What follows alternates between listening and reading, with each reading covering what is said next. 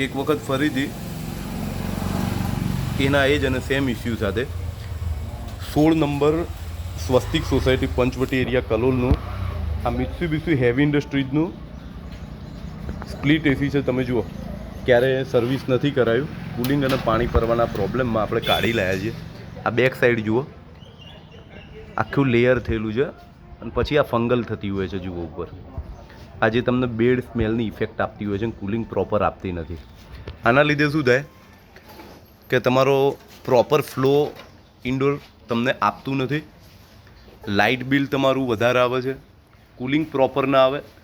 મશીનની એફિશિયન્સી કપાઈ જાય છે અને સાથે સાથે તમારું લાઇટ બિલ પણ વધી જાય છે. આ તમે જુઓ આખું મશીન આપણે ઓપન કર્યું છે.